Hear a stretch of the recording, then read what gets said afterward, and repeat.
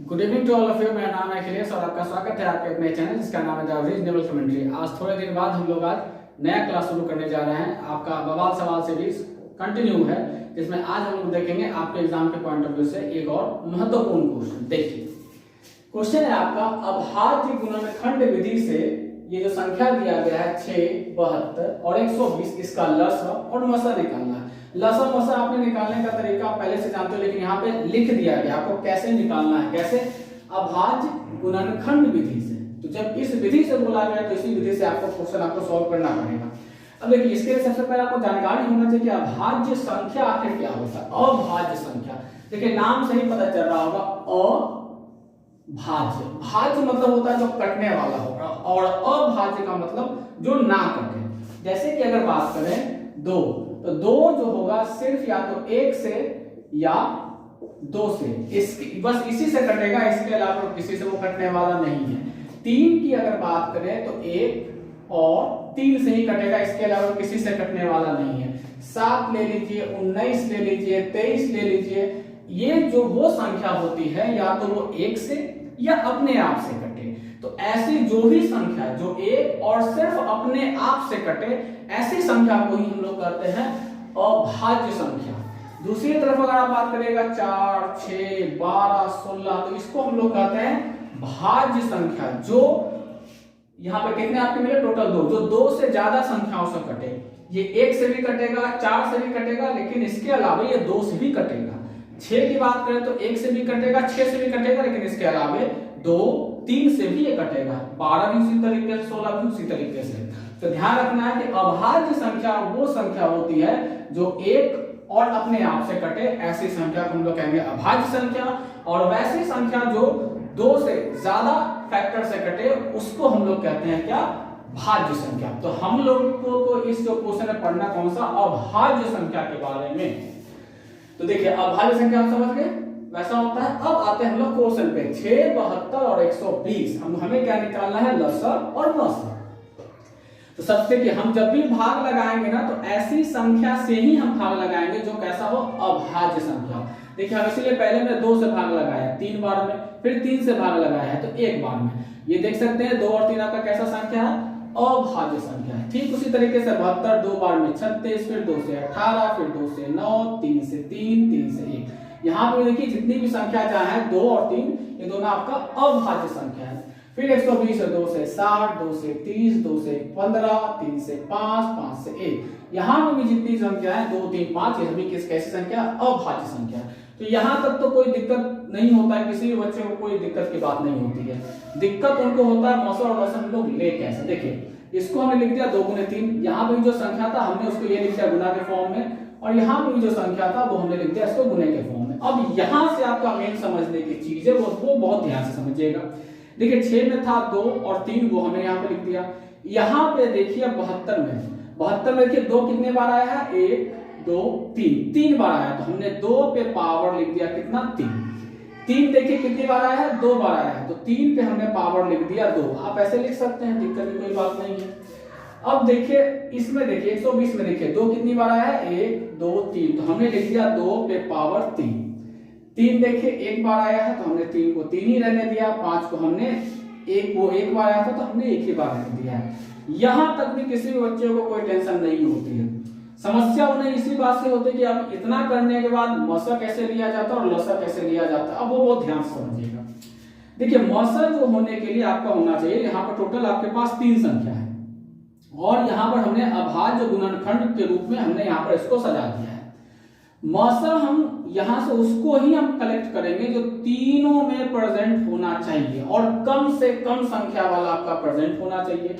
जैसे कि अब अगर आप ध्यान दीजिएगा तो देखिए यहाँ पर कुल कितने तरीके के आपको अंक दिख रहे हैं? 1, 2 दिख रहा है, 1, 3 दिख रहा है और 1, 5 दिख रहा है। मतलब 2, 3, 5, इसके अलावा और कोई संख्या आपको यहाँ पे नहीं दिख रहा है। या तो 2 है, या तो 3 है, या तो 5 है। 7 आपको नहीं दिखेगा, 11 आपको नहीं दिखेगा, 13 आपको नहीं दिखेगा। बहुत ध्यान से समझिएगा।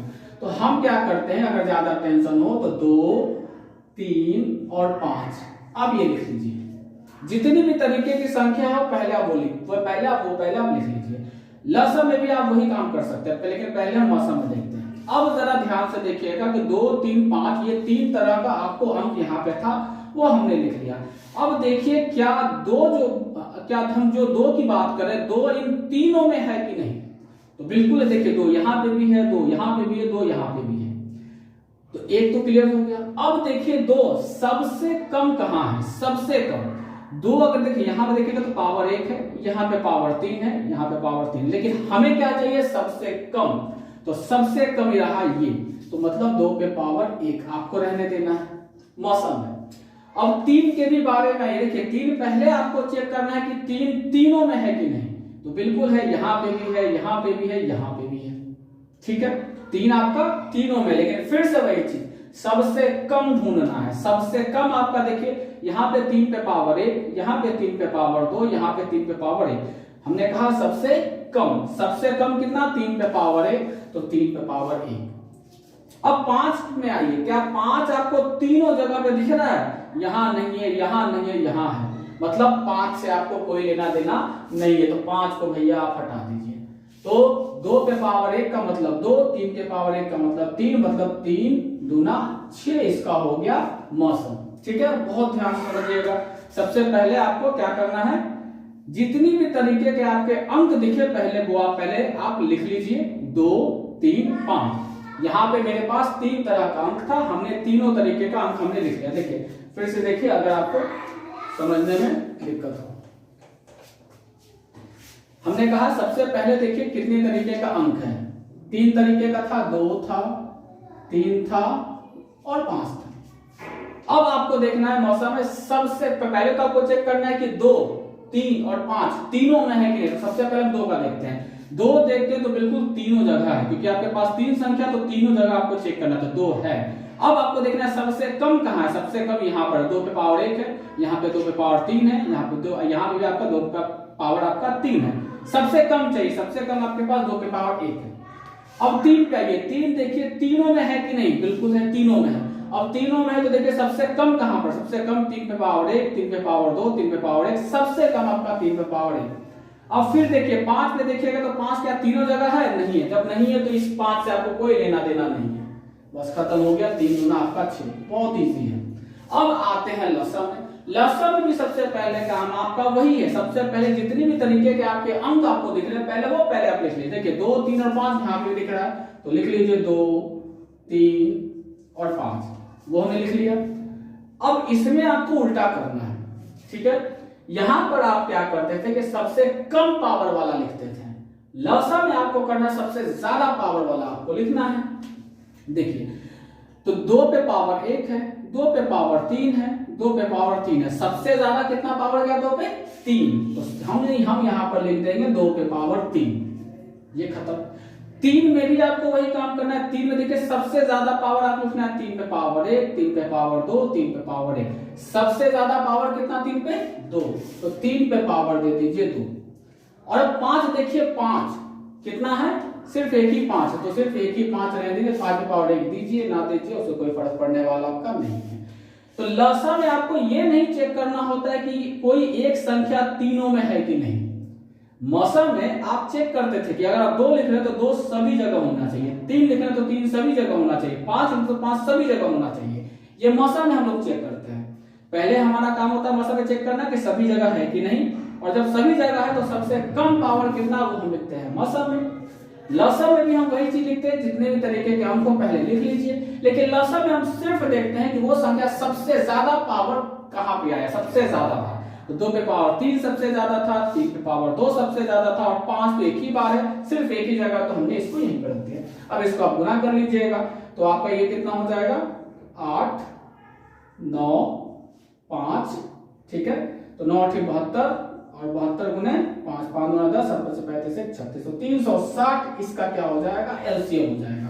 तो इस तरीके से मौसम और लसम एग्जाम में आपको आता है मौसम और लसम, लेकिन अगर लिख दिया जाए कि अभाज्य गुणनखंड विधि से बनाइए तो आपको ऐसे ही आपको बनाना होगा, ठीक है। ये पहला क्वेश्चन। तो चलिए देखते हैं और शानदार क्वेश्चन हम लोग देखते हैं। कहा यह जा रहा है, एक फिगर आपको दिया गया है इस क्वेश्चन में कि ए बी सी जो है एक आपका त्रिभुज है, और एडी जो है एंगल बीएसी का समद्विभाजक है। तो ये जो एडी जो दिख रहा है एंगल बीएसी इस पूरे का पूरे एंगल का समद्विभाजक है। समद्विभाजक कहने का मतलब हो गया इस एंगल को दो बराबर भाग में बांट रहा है। मतलब सपोज मान लीजिए कि अगर ये पूरा 90 डिग्री है तो ये जो रेखा है इसको 45-45 में बांट देगा। सपोज ये 60 डिग्री है तो एडी जो है इसको 30 और 30 में बांट देगा। तो क्वेश्चन ये है, ठीक है, इसको हम ऐसे क्रॉस सेक्शन दिखा देते हैं कि दोनों जो हिस्सा है वो आपका आपस में बराबर है। क्वेश्चन में ये बात कहा गया है कि एडी जो है बीओसी को इक्वल भाग में बांटता है, समद्विभाजक है। एबी का मान आपके पास दिया गया है 6, बीडी का मान दिया गया है 3 और सीडी का मान दिया गया है 4। पूछा गया है आपसे ये एसी जो है वो आपसे पूछा गया है। अब देखिए ये थ्योरम पे बेस्ड क्वेश्चन है। अगर आपको ये थ्योरम पता है तो बहुत आसानी से बना लीजिएगा, वरना बहुत दिक्कत होने वाली। ए बी सी डी, देखिए अगर आपका ये क्वेश्चन हो कि किसी भी त्रिभुज में कोई एक जो रेखा जो है एडी जो है इस ऊपर वाले त्रिभुज को दो बराबर कोण को दो बराबर भागों में बांटती हो, तो जो आपका जो थ्योरम बनता है कि इन दोनों का रेशियो, ठीक है, इन दोनों का अनुपात ए बी और ए सी, ए बी बटा ए सी, इनका अनुपात बराबर होता है इन दोनों के। तो कितना बी डी बटे डी सी। यही थ्योरम है आपका इस क्वेश्चन में, तो ध्यान रखिएगा। किसी भी त्रिभुज में अगर इस कोण को ये रेखा बराबर भागों में बांटती है, समद्विभाजित करती है, तो इन दोनों का अनुपात बराबर होता है इन दोनों के अनुपात में। तो ए बी बटा ए सी बराबर बी डी बटा डी सी। बस यही थ्योरम आप यहाँ पर यूज कीजिए।